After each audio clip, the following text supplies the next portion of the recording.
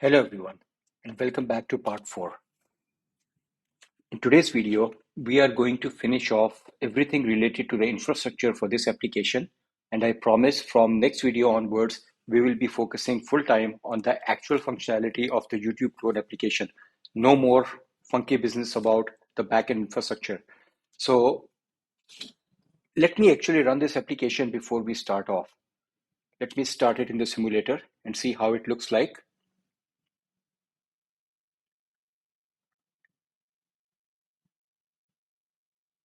Here you go, we have our splash screen.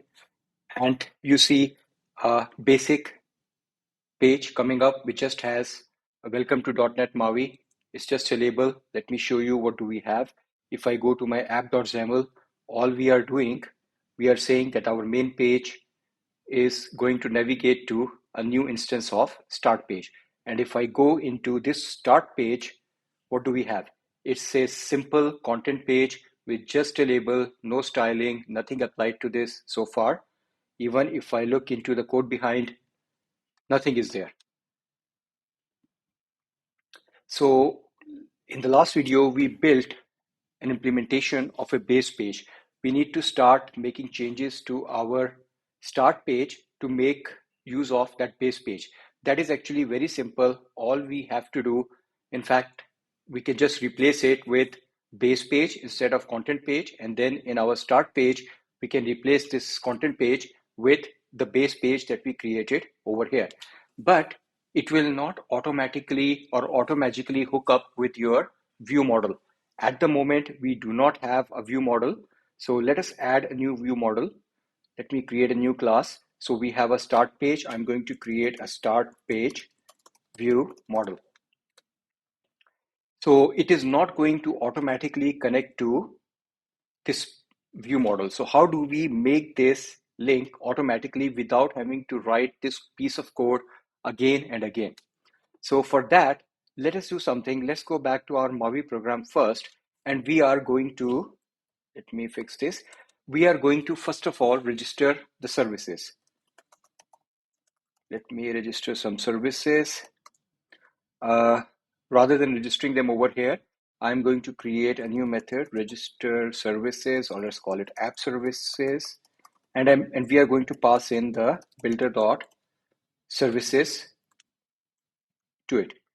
It's complaining that we do not have this method, which is fine. Let's go ahead and create this. It's a simple static method. And what we are going to do over here, we are going to register a bunch of services. So let me bring in the services that we want to register, and then I will show it to you.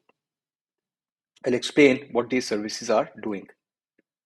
So here, the very first service we are registering is some platform related or platform specific dependencies, iConnectivity. So where is this iConnectivity going to be used? You remember in our based REST service that we created over here. Let me go here. The base REST service, it takes in iConnectivity, which is part of .NET MAUI now. Earlier, it was part of Xamarin Essentials, and it allows you to check the connectivity status on your device, whether do you have internet connection, Wi-Fi connection, and so on. And then we are also passing in our iBarrel for caching purposes. And the same thing when we went into our app-specific YouTube service, we are also passing it over here. So this is going to be injected automatically. We will see that just now. I will show you. So you can see this YouTube service does not have a default constructor. It has this constructor which takes two parameters. One is the connectivity object and the other is the cache barrel. So if I go back to my Maui program, and if I look at the registration of the dependencies of services, you can see I'm adding a singleton of type iConnectivity, and I'm giving it connectivity.current.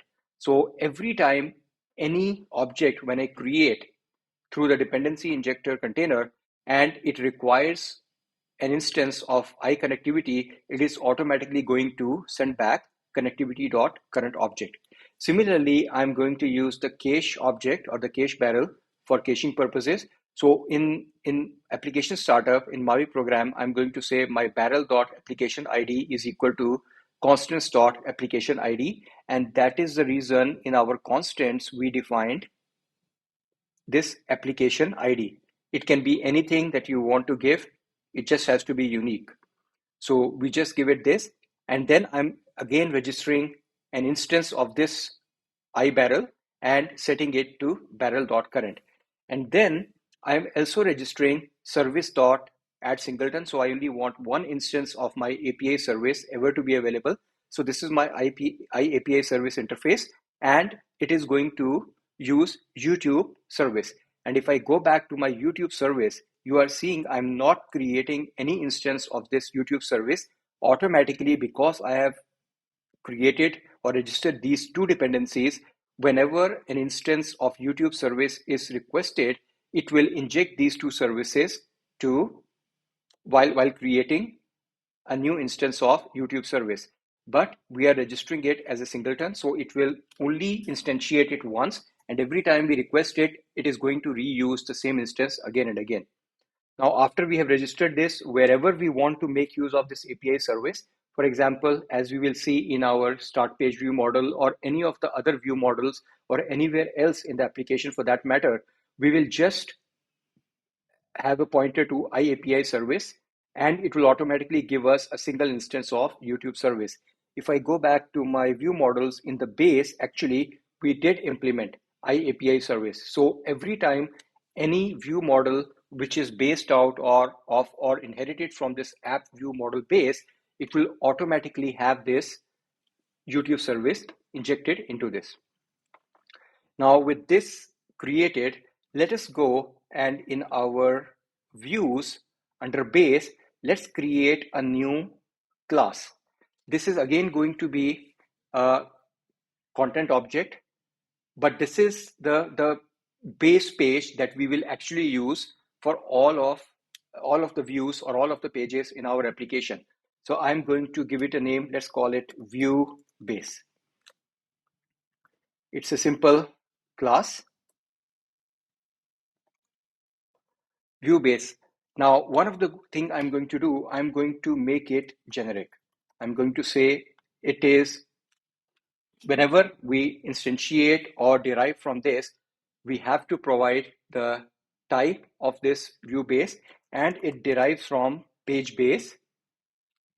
And we need to ensure that this tview model is always of the type app view model base.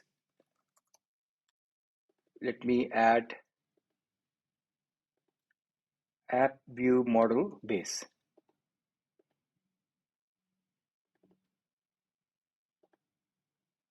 And in fact, I can move them to my global usings. So I do not need to specify this again and again. So all I'm saying now is that my view model base is deriving from the page base, but it is of type view model, app view model base. And this is our app view model base that we have created over here. You could see in the start page view model, it is not deriving from app view model base yet. So if I try to create an instance of view base with this start page view model, it is going to fail. But that is fine. We are going to fix that. Now I'm going to replace this constructor, and I'm going to bring in some code as part of our infrastructure, and I will explain what it does. So basically, I just have a local Boolean property. I have made it protected. I will show you where we can make use of this. Just saying is loaded is equal to false. So by default, whenever we create a new instance of this page, this property is going to be false. And then I'm going to hold an instance of this view model type, tview model, and I'm going to call it view model in this class. And it's going to be again a protected object, which can be used in any of the inherited classes, inherited pages. And I'm also going to declare a simple object, and I'm going to call it the parameters, view model parameters. These are the parameters that can be passed to a page. Let's say I'm navigating from my main search page, which is listing list of all the videos. And when I click on a video, from that video, I navigate to a second page, and that second page takes an input parameter, which is the video ID, and automatically we can pass in that parameter to our view model of the details page. And I'm also creating a new event handler, view model initialized, and I will show you where we are going to use this. I'm going to leave this for now. I will come back to it a little later. And then I'm just going to create a couple of constructors. One is the default constructor, which is passing the base, the main constructor of the page base. So page base is what we created over here with all of our nice looking user interface. And whenever it is created page base, it is going to just set the navigation to false, set the page mode to none, and set the content display mode to no navigation bar. We saw that in the last video. And the second constructor is when I create this, an instance of this page with some object parameter. I'm just calling it initialization parameter. And I do not know, because some of my pages may take integers as input, some of my pages may take strings as input parameters, some of them may be complex classes, let's say a list of XYZ object type and so on.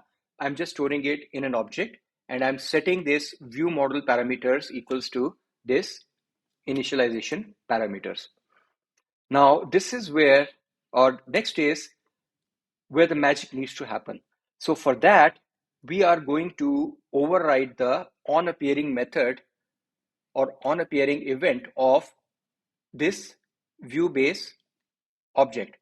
So whenever this page is appearing on the screen, then the very first thing we need to do is we need to initialize this with some default things. So what are we going to do? We are going to do base dot on appearing. So in case if over here, if my page base, it is deriving from page base, if this had anything to do with on appearing, it will call that. In my case, I do not have anything, but you may have something wherein you may want to perform some activities. So it will always ensure, let's leave this for now. I'll come back to this. So it will always ensure that first of all, the page basis on appearing method is called. Then I'm setting the binding context of this page to the service helpers dot get service of this type tview model. So I'm setting both the binding context and the view model object equals to something. And what is this something? So this something, if you remember, we created a helpers method, service helpers, we just have this get service method. And if we pass in the implementation type, it will return us an instance of that implementation type. So this is what it is returning. Right now, we do not know what this implementation type is. All we know that it is always going to be of type or derived from a type of app view model base. So it is always going to get us that, and we will see how that is going to use. Here, instead of saying tview model, if I say, where is my start page view model, it will get me an instance of start page view model. In fact, that is something I can show you. We can go back over here, and we will anyways have to do it later. So let me say register my view models, and I can say services dot. So first of all, you have to define whether you want to register this instance or the start page view model as a singleton or a transient. Now, in majority of the cases, the very first page that we have, which usually does not change, mostly it's the dashboard screen or the home screen. So it is, at least in majority of the cases that I have seen, it can be a singleton, but any of the subsequent pages which are changing depending on the input which is passed. Take an example of the search page. In our example, it is always going to be the same page. It has the same functionality. Nothing is changing over there other than what the user is typing in. But it is displaying a list of some videos based on your search query. And when you click on any of the videos, clicking on any of the videos is going to open up a video details page, which we will implement. And every time we will be passing in a video ID, a different video ID to an instance of that page, which means that that page as well as that view model associated with it cannot be a singleton, because if we register something as singleton, it creates it only once and always reuses it. But in that case, we will need to create a new instance of the view model every time. So here I'm going to register it as a singleton, and I'm going to register it as start page view model. Let me bring in the namespace. So let's actually move them to our global usings as well.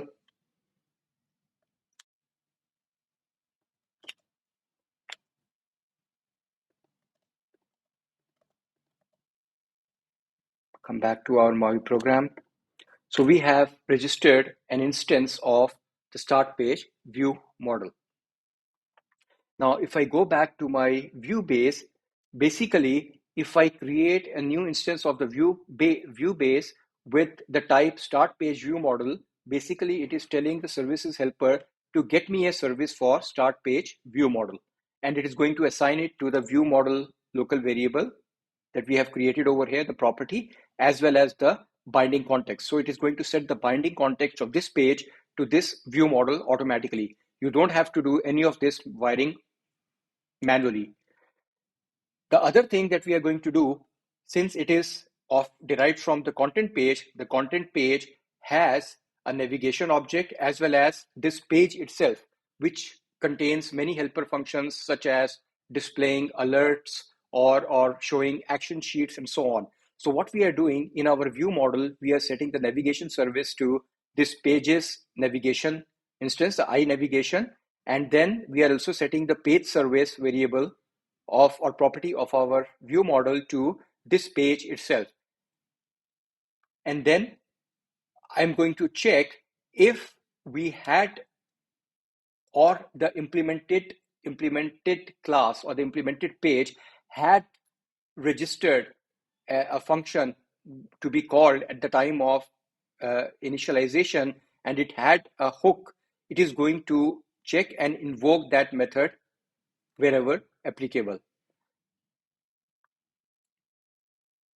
And then lastly, what we are going to do, we are just going to go to that view model and we are going to call the onNavigated2 function. And for that, if I go back to my base infrastructure under MVVM, when we created this view model base, you recall we created a virtual virtual function or method called onNavigated2, which just takes an object input. That's it. And we are not doing anything in this particular function. We have to, or we can implement wherever required, we can implement this functionality. So let me go back over here. So all we are doing, we are automatically calling in this onNavigated2 method if our view model implements. And what are we passing to this? The view model parameters which were passed to us when we were creating an instance of this page. And then we are setting the isLoaded property or the variable of this class to true. Now, why do we do this? You may have noticed I've guarded this over here as well.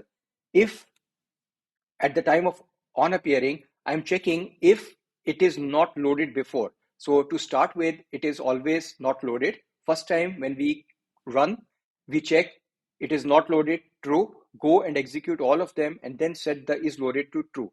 Now, a simple reason for this is consider a scenario where in our YouTube clone application, where we start off the application and we have list of the videos shown on the start page. From this main start page, if I click on a video, it is going to navigate me to the video details page, a new page instance, which will show me details of that video. And when I click the back button, it will navigate back to the previous page, which was already in the stack, in the navigation stack. It is not going to create a new instance of that page for sure. But what happens is, because of lifecycle events, the moment I navigate back to that page, or rather come back to that page, the on appearing method of that page is going to fire away. And at that time, it is also going to fire this on appearing event. And if we had not guarded this, it will call all of these things again. It will reset the binding context. It will reset the navigation service. It will, navigate to this view model's navigation method which may be performing some activity, let us say searching for some videos. This is not what we want. So that is why we are setting it to true. So in that case, it will never fire again. But if you really do have a requirement wherein after coming back to that page, you want to fire that method again, then in that pages on appearing, once the main base on appearing has completed, you can go back and reset the is loaded to false. Or maybe on any particular action that you are doing, you can set the is loaded to false. So next time when it comes back from the navigated page, this whole logic will fire. It's up to you, it's a choice. So the option is there. So this is basically now our main infrastructure, which is pretty much completed. Let's just move this to our global using as well. Let me clean up something.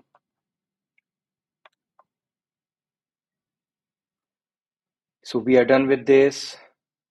View model base. Yes, we are done. I don't think there is anything left. YouTube service. Yes, there are a lot of things that we are doing over here.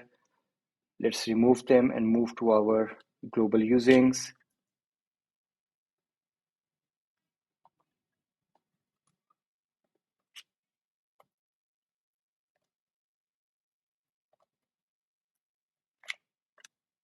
So it is complaining that these two are already in use. Yeah, we have the iServices and the monkey cache already. That is fine. We can remove them. So we do not need anything in our YouTube service. Maui program is pretty much complete. Let me just clean it up before I close it.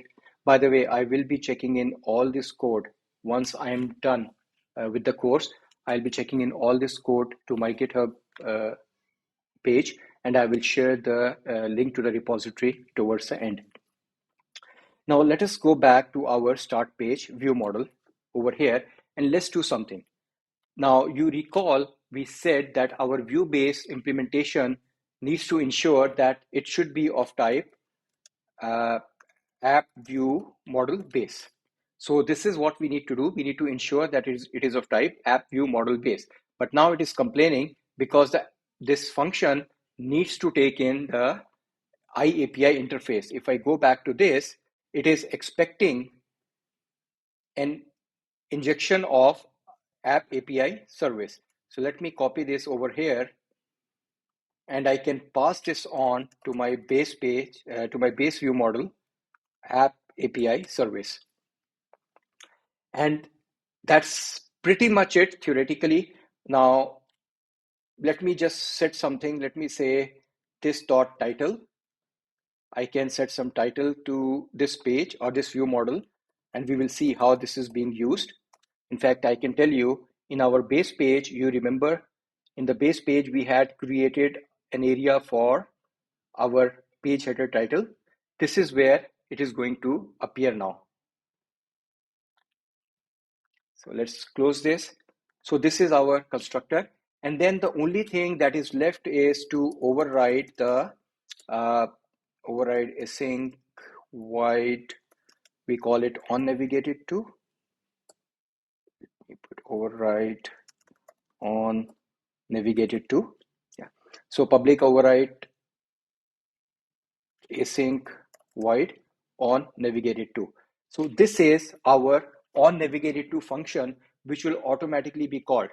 Remember a few minutes ago, I said the moment the view base page is initialized or at the time of appearing, it is going to automatically call this on navigated to function. Now, let me just put some basic things over here just to demonstrate what is going to happen. So you remember we had created a base implementation or a base helper method to show us or to set some certain properties such as is busy is equal to true, data loaded is equal to false, etc., etc. So I can do this, and then I can say my loading text equals to hold on we are loading. Let's say we are doing something. This is just the text that I want to display, an indicator to the user that we are doing something. And now what I can do is, just to show you, I can put it await task dot delay.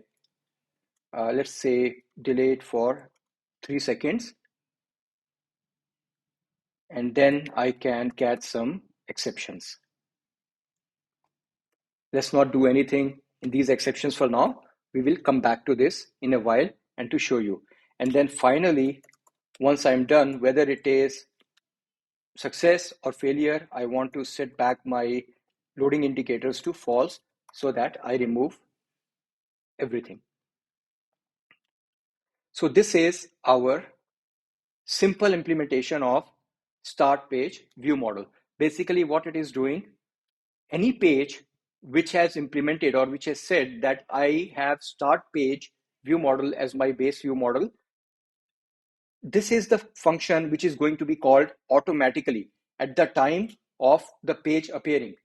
You do not need to specify or set the binding context manually or call this method manually. In fact, let us do this. Let's go back to our start page. I had shown you this is a fairly simple start page. It is deriving from the content page. This is again a very simple page. Let me clean it up a bit so that I can show you what all minor changes we will have to do. Okay, and maybe let me remove this vertical stack layout as well. So the very first thing we will need to do in this start page, instead of deriving it from the content page, we now need to derive it from the view base. Not the view base model. So yeah, let me add this. We need to derive it from the view base object, and now it is expecting me to provide a implementation of the view model. In our case, it is the start page view model. That is all we need to do over here. And I can actually move this out of this into our global using to make our classes look clean.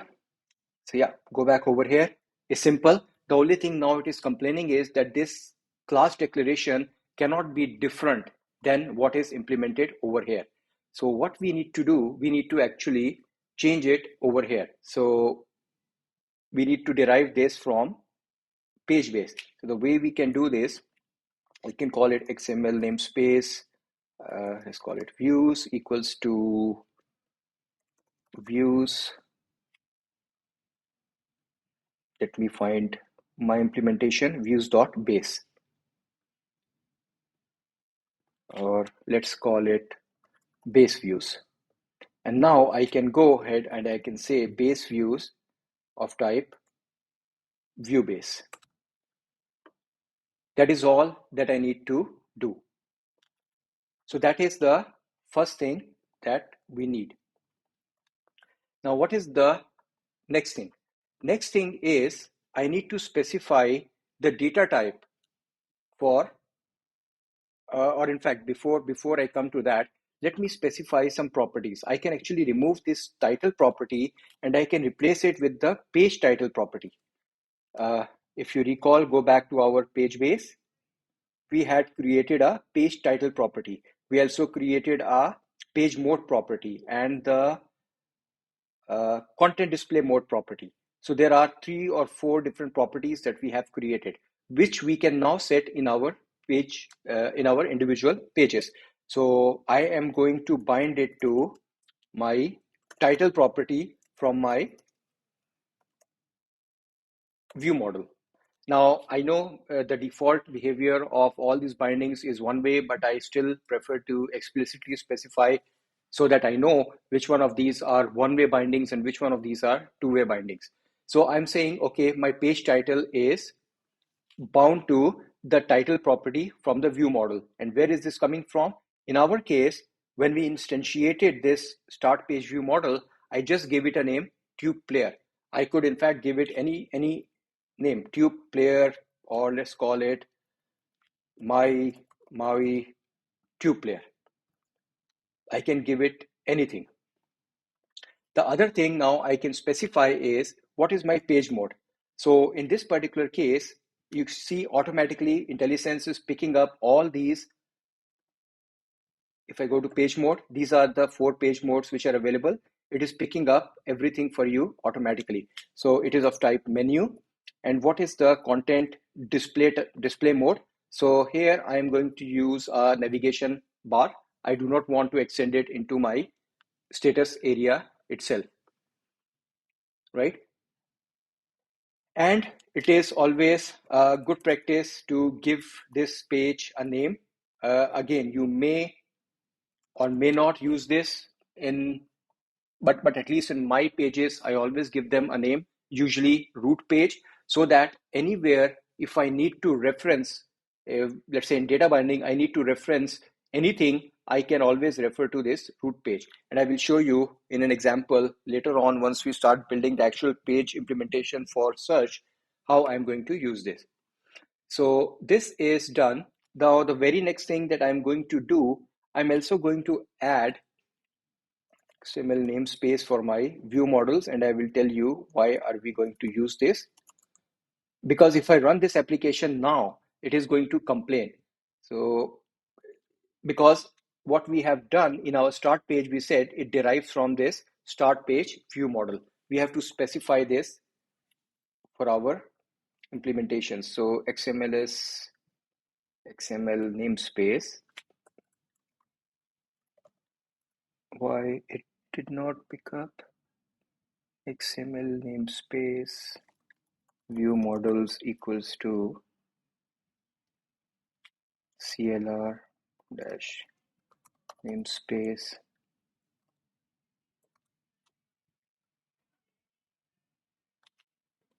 Maui tube player dot view models.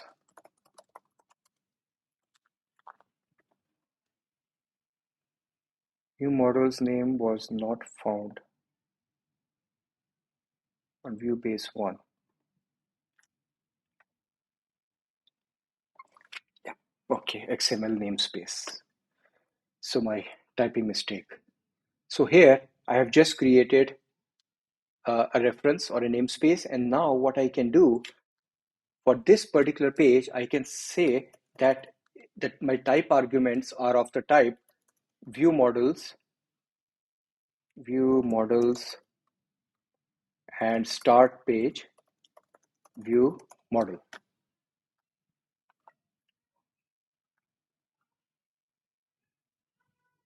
So that is all I have to do. Now in this page, again, if you remember, for the base page, we had implemented a couple of things. So let me go back if I recall the names correctly. So I exposed the page content and the page icons. This is where we can specify the icon for the right hand side and also the actual page content. So let me say view base, oh no, we called it base views, view base dot, am I giving it the correct name? Base views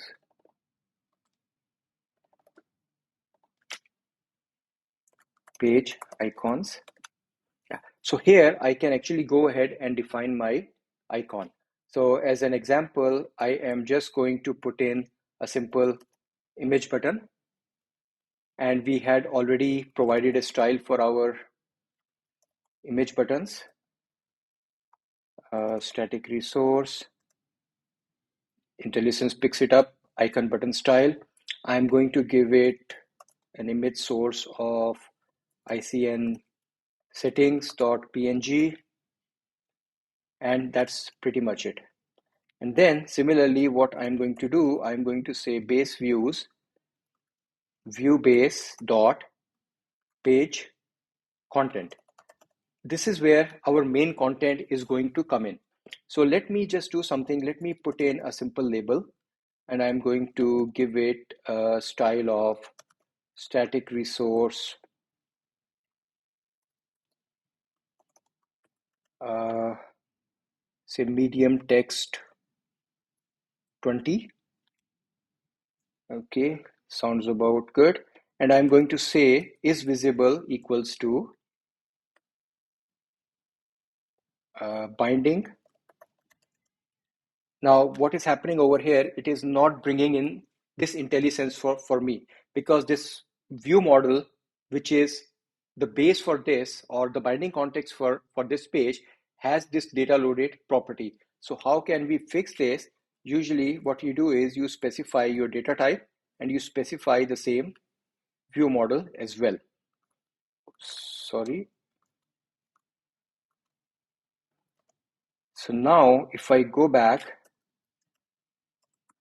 yeah, you can see now it is coming in one way. And maybe I can make it vertically appear center on the page, horizontally also center on the page. So that's pretty much it. So this is how clean our implementation of the page is now. Just by providing some attributes to this view-based page, we now have the ability to specify the icons, specify the page content. That's it. All the wiring, everything is going to be done automatically for us. So let me actually run this for you and see in action. Let me bring in my simulator.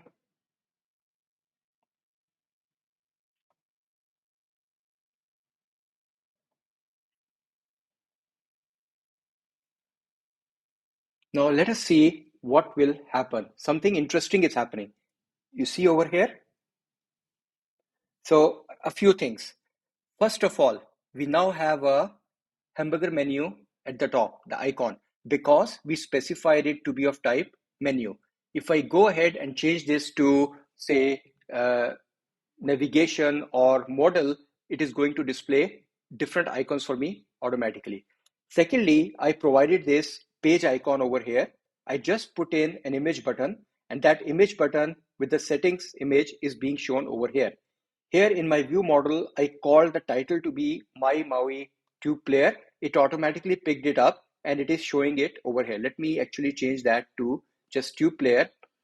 So what is the next thing which is coming up? I don't know if you noticed.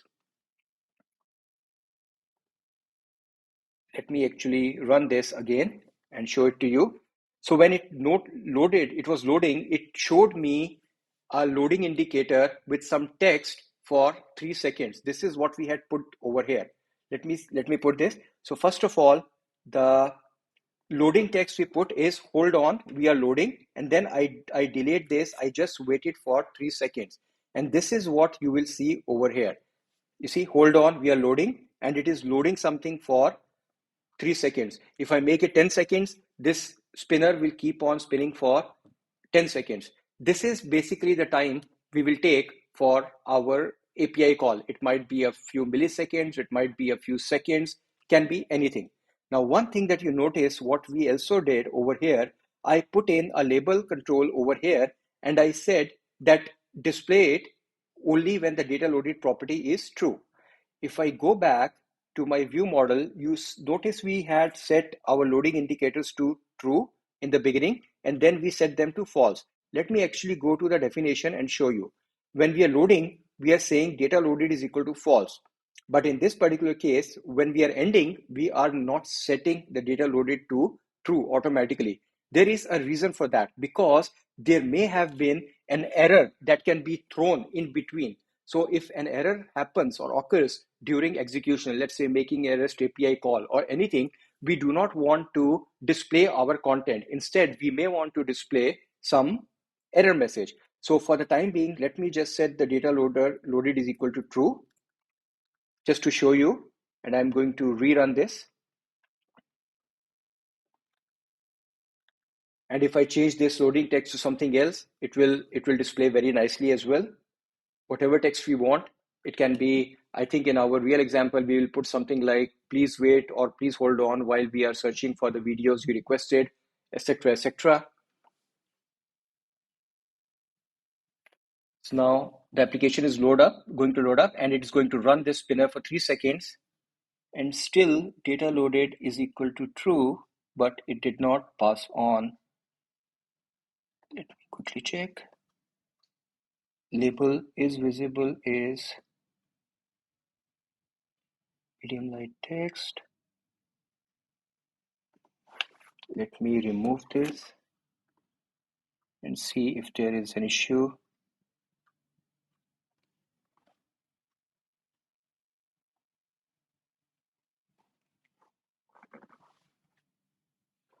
Why is it complaining? I have so many errors.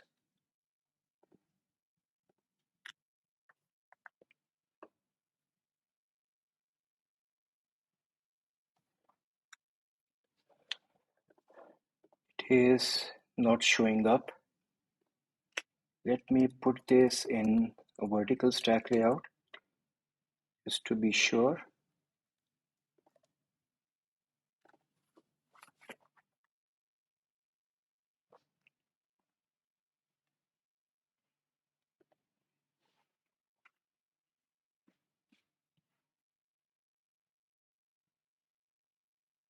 Yes, because I think it is expecting the way we have defined it as the children of that, but that should also work. Okay, I will check that later on, but for the time being, let me remove this. Okay, another thing that I want to show you is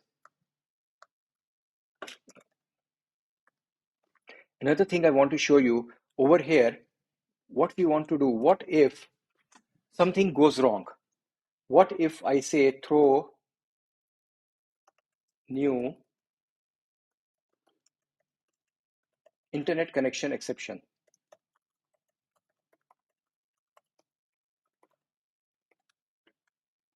Let me throw an internet connection exception. And this is, if you recall, this is a custom exception that we created as part of our framework, I think on day one. Let me first add this to our global usings.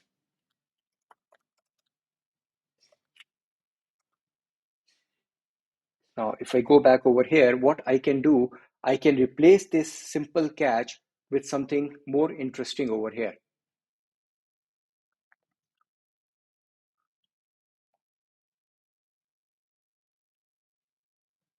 Let me just copy paste a few things. And I'm going to replace this catch with, a couple of catch different exceptions. So the first one I'm trying to catch is internet connection exception, IEX. And here I'm saying this dot is error state equals to true. So something this dot. So this dot is error state equals to true. And this dot error message is equal to slow or no internet connection. And then I'm displaying something in a new line. Please check your internet connection and try again. And I'm setting my error image to no internet .png. Or if it is a different kind of error, again, I'm setting my error state to true, and I'm setting a different message, something like throw something went wrong. If the problem persists, please contact support at, and we defined our email address in the constants with the error message, and this is the exact error message that we want to display to the user on the screen. And here I'm now showing error.png.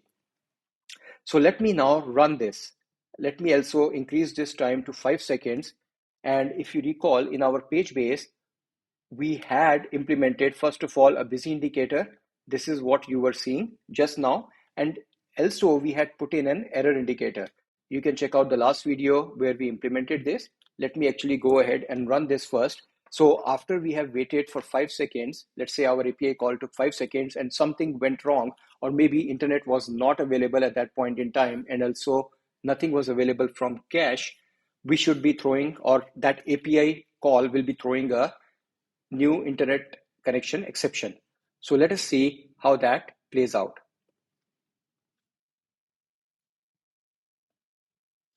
So we are waiting for 5 seconds, and you see, immediately we see an error, something like, slow or no internet connection. Please check your internet connection and try again. This is exactly what we specified over here. What if it was not an internet connection? Maybe it was a new exception from the API endpoint, something like unable to reach Google YouTube API service. Let's say it was this kind of error. Now what happens? Now in this time, it is not going to come over here. Instead, it is going to be captured here, and we are going to see a different message with a different icon. Instead of the no internet icon, we will see a generic icon with a message saying something generally went wrong. Please contact support. Try again. This is the exact error message. Let's see it in action now. 5 seconds we are waiting, and you see now it's a different error icon. Oh, something went wrong. If the problem persists, please contact support at blah blah blah with the error message, unable to reach Google YouTube API service. This is the exact error which is returned by our API call, or from any of the functionality we are trying to do. Maybe a divide by zero error, or can be anything. So I hope you understood the advantage and beauty of this, why we spent so much time till now building this infrastructure. But trust me, once this is done, and in fact now it is done, from next session onwards, you will see we will focus only on the applications functionality, nothing else. We'll work on how to extract data from the APIs, how to display that on the screen, how to build a nice, amazing, beautiful looking UI with some animations, etc., etc. No more infrastructure work. So this was a prerequisite to make our life easier. Now, because of this, I can simply go ahead and create a new view now. Let's say a video detailed view, a video detailed page. And all I have to do is I just need to go and derive that from view base of type video detail page view model. And then in the page, I just have to replace the content page with base views, view base with and specifying some properties depending on what I want to do, and everything is done automatically for me. So I hope you liked this video, today's session. I would request, if you want to stay updated with new content coming on related to .NET MAUI, please consider subscribing to this channel and click on the notification bell. See you next time.